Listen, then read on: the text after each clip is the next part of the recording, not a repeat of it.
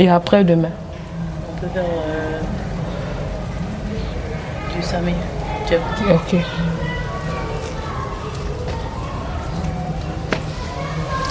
Ah, les Sénégalais là vont nous tacler. Hein.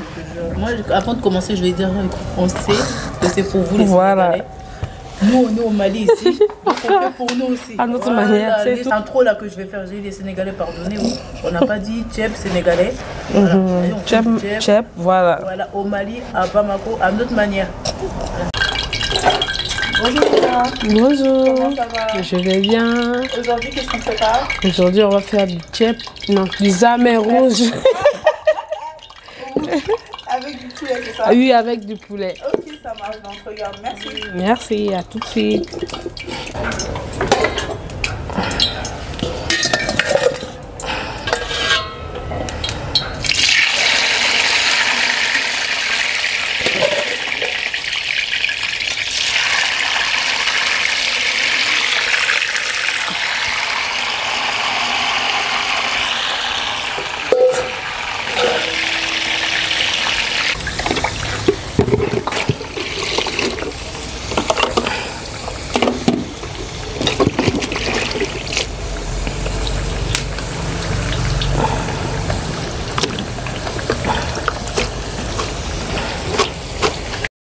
Vous avez juste à piler ou à mixer tous les ingrédients ensemble. C'est ce qui servira à garnir le poulet. En attendant, on a sorti les ignames du feu. Dès que c'est doré, c'est ok. N'oubliez pas que vous allez le remettre dans la sauce. Donc, il n'y a pas besoin que ça soit cuit à l'intérieur. Donc, vous prenez votre poulet. Donc, nous, ça a été des cuisses. Vous faites une fente dedans. Et du coup, vous garnissez avec tout ce que vous avez pilé tout à l'heure et direction le feu. Vous faites bouillir dans un premier temps les cuisses de poulet. Bon, nous on a retiré du feu parce qu'on avait laissé trop longtemps, sinon ça allait cramer. Donc pour nous ça sera hors feu. On a mis les cuisses de poulet en attendant qu'elles soient bien dorées. Encore une fois, pas besoin que ça soit vraiment cuit à l'intérieur parce qu'on va le remettre dans la sauce et là ça aura tout le loisir de cuire tranquillement l'intérieur. Donc vous savez ce que je fais, moi, ma technique que je fais quand je fais du samé à la maison, c'est que je le mets dans la friteuse, le poulet. En 2-3 minutes, les deux côtés, ils sont ok, ça va super vite. Donc, je vous conseille de faire ça si vous êtes pressé par le temps et que vous n'avez pas envie de faire frire d'abord dans une casserole ou une poêle à part. Mettez-le dans la friteuse directement, ça fera l'affaire. Voilà, après 2-3 minutes, vous retournez. Pareil, on attend 2-3 minutes. Et en attendant que ça cuise, on va s'occuper du coup des légumes, de tout ce qui va se mettre dans la sauce. Donc, vous commencez à éplucher et à couper vos oignons. Vous les coupez vraiment grossièrement. L'essentiel, c'est qu'il en reste dans le fond de la sauce. Ça donne de la matière. Donc, ne faites pas des petites lamelles vraiment coupées en gros. Ensuite, vous prenez votre poisson, le gage, le edge et du poisson sec. Du coup, vous le rincez. Réservez-le et dans une casserole, donc la casserole qui servira du début jusqu'à la fin, vous mettez l'huile qui a servi à faire frire le poulet. C'est très important, ça donnera encore plus de goût à votre sauce, ok? Donc là, l'huile est chaude et bouillante même. Vous y mettez donc les poissons séchés, edge, gauge et le poisson sec. Vous remuez, vous laissez un tout petit peu que ça prenne avec l'huile. Et ensuite, vous allez rajouter la tomate concentrée. Malheureusement, on ne peut pas parler de quantité ici parce que nous, c'était un tchèp pour 10 personnes. Je me doute que chez vous, vous ne faites pas un tchèp tous les jours pour 10 personnes. Quoique, chez nous, les Maliens, c'est possible. Donc, nous, on a mis 3 grosses cuillères de tomates concentrées. Mais bon, vous adaptez à votre casserole, d'accord? Mais de toute façon, si vous avez l'impression que vous avez mis trop de tomates concentrées, surtout mettez-y du bicarbonate alimentaire. Ça atténue beaucoup le goût du coup de l'acidité de la tomate, ce qu'on veut pas. Donc voilà. Vous remuez, remuez, remuez, remuez et vous laissez la tomate concentrée bien se mélanger à l'huile vraiment. Il faut laisser vraiment pendant 2-3 minutes, vous touiller comme ça pour pas que ça crame non plus le fond de la casserole. Et vous regardez quand la tomate concentrée est bien, on va dire cramée, mais c'est pas cramé, mais bon, comme sur la vidéo.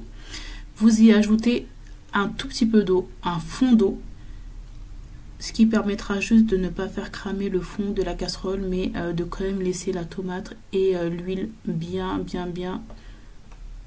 sur le feu ensemble. Donc là, c'est à ce moment-là qu'on a rajouté donc, les épices. Donc du coup, on a mis du adja. Et on a mis une autre épice aussi, mais du coup, elle n'existe pas en France. En tout cas, je ne l'ai jamais vue. D'accord. N'oubliez pas que les quantités, c'est pour beaucoup, quoi. On a mangé midi et soir, donc... Enfin, ne pensez pas que c'est beaucoup ce qu'on met en fait. Voilà, c'est juste. Donc, vous continuez à touiller et vous allez voir, c'est super pâteux comme ça en fait. C'est exactement ce qu'on veut.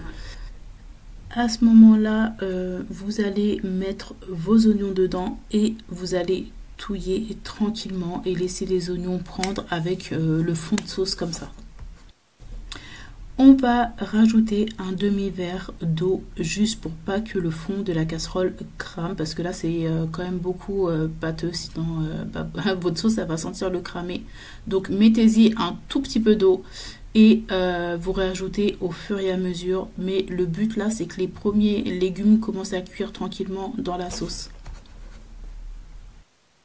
Vous couvrez et on va direction les légumes.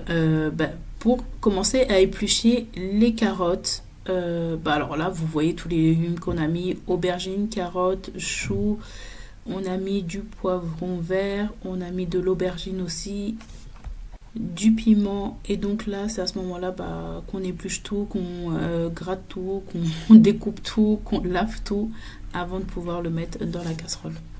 Vous avez vu comment c'est chaud de cuisiner vraiment au bled et tout. Faut vraiment faire attention où vous posez vos choses pour pas que ça se salisse avec le reste. Faut que tout est bas, donc faut que rien ne vole au-dessus de la nourriture. Faut faire vraiment attention à tout. Là, vous commencez à mettre votre poulet que vous avez fait frire tout à l'heure dans la sauce. Ensuite, vous allez rajouter vos légumes. N'oubliez pas que le feu comme ça sur charbon, c'est l'équivalent de un feu doux chez nous. Donc, ne prenez pas le risque de mettre même sur feu moyen. Quand on fait du tchèp, il faut vraiment avoir le temps de tout cuire correctement, doucement. C'est le secret d'un tchèp qui sera bon avec un bon goût. Quand on le fait vite, rapidement et dans le stress, toutes les saveurs ne sont pas révélées dans ce plat en fait. Voilà, faut suivre vraiment les étapes, et tout cuire tranquillement, doucement. Vous voyez bien sur l'image là qu'il n'y a rien qui est cuit à ébullition, rien. Tout est fait vraiment doucement et avec amour. Vous y ajoutez un petit peu de sel, c'est ce qu'on vient de mettre, et vous allez couvrir tranquillement.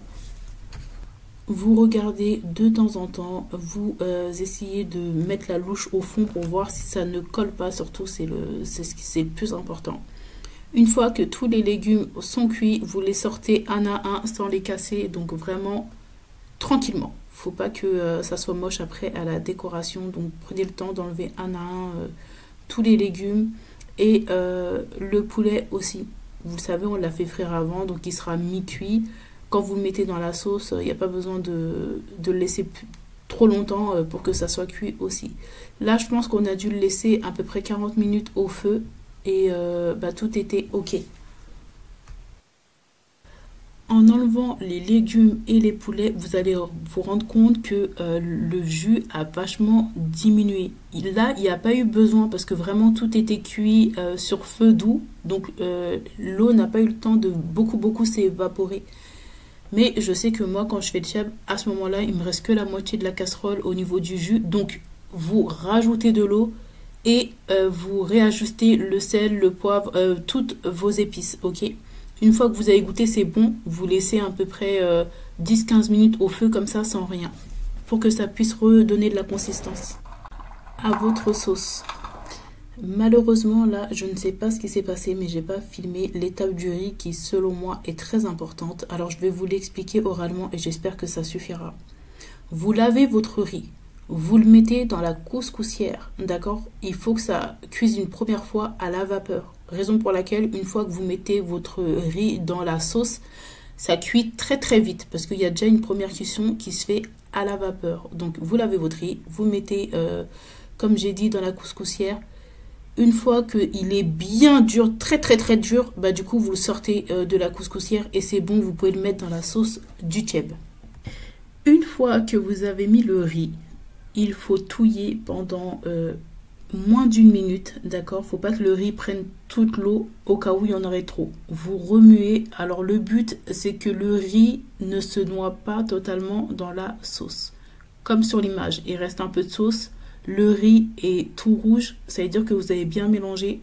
Mais voilà, vous enlevez le surplus qui est au-dessus, comme sur la vidéo. Et vous réservez de façon à ce que, quand votre riz va commencer à cuire, si jamais ça manque d'eau, vous allez le savoir, vous allez le sentir. En dessous de la casserole, ça va commencer à cramer, c'est pas le but. C'est pour ça qu'il faut surtout mettre à minimum le feu, parce que ça va très très vite. Vous remuez et là vous vous rendez compte s'il y a du surplus d'eau, ça veut dire qu'il y aura trop d'eau, faut enlever au-dessus, d'accord? Mais ça, faut que vous le fassiez très très vite dès les premières minutes parce que sinon après le riz, il boit toute l'eau et ensuite, bah, ça fera de la bouillie, ça fera plus du tchèb. Donc voilà. Et donc si le riz est trop sec quand vous remuez, c'est que vous devez rajouter de la sauce que vous aurez réservée, la sauce que vous avez enlevée du riz. On arrive à la fin de la cuisson du tchèb et regardez-moi ça, la couleur elle est super rouge, le riz ça se voit qu'il est bien mou. Oh là là, j'ai hâte d'aller acheter mes bananes pour foutre ça dedans. Désolé les Sénégalais, comme on l'a dit au tout début, nous n'appellerons pas ça un tchèb ou djen, on appellera ça un samé. Et donc nous faisons ce que nous voulons avec notre samé.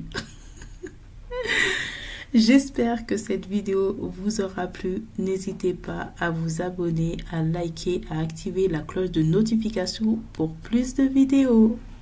Rendez-vous demain, Inch'Allah.